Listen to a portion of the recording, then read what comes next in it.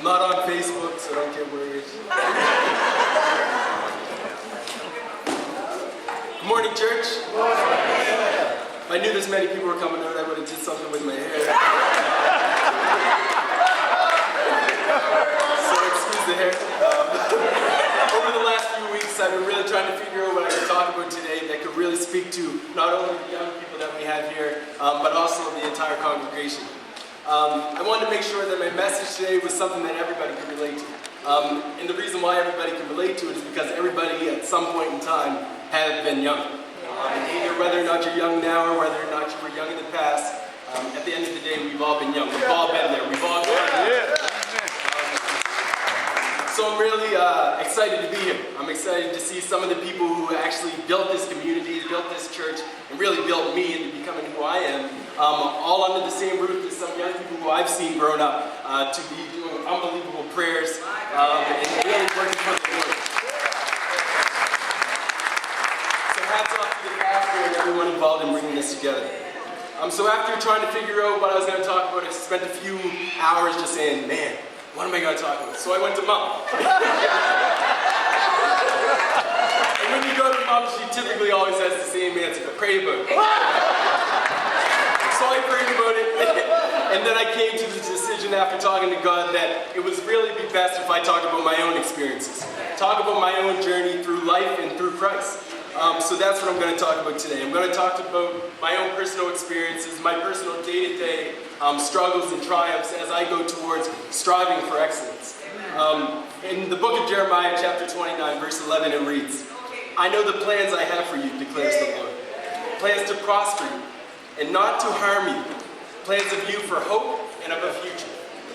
You see, God has a plan for all of us. Amen. The only decision that we have to make is whether or not we're going to follow that plan or if we're going to step back and not let that plan take place. You see, if we want to prosper and achieve the future that God has planned for us, we have to chase it. We have to make it happen.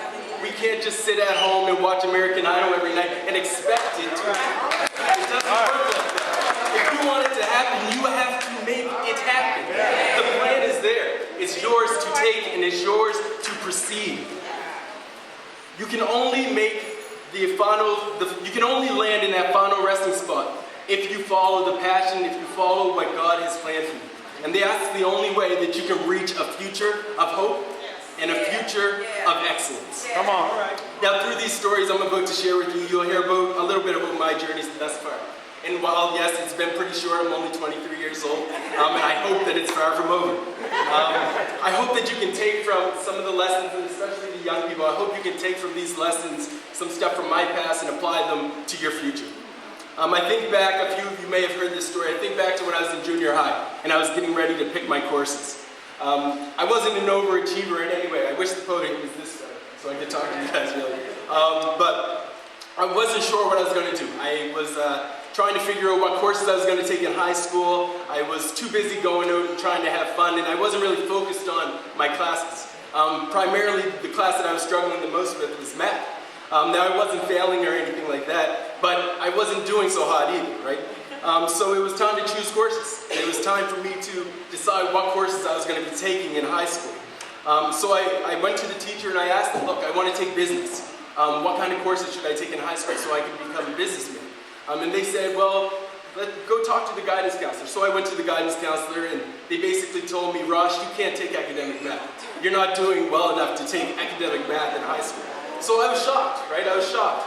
But I was being a young kid, I was just like, okay, that's fine. I'll listen to the teacher. I'll just go home and tell my parents that I'm not taking academic math. So did I get a surprise when I got home and I went to tell them I was not taking academic math. So I don't remember the conversation.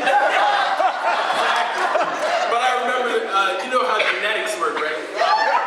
Something came down from my father. When we get excited, he's starting to get it right now. When we're on the spot, we get this one vein, right? It starts pulsing real good. And that's the only thing I remember. Let's just say after that, I was in high school doing academic math.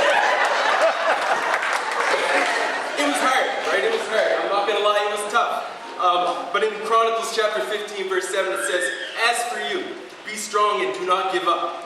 For your work had to make tough decisions every day. I had to decide whether or not I was going to take the traditional route, hang with my friends, go to all the dances, or if I was going to join a committee and focus on my work. And those were the decisions, as tough as they are, that you have to make if you're making your journey through Christ.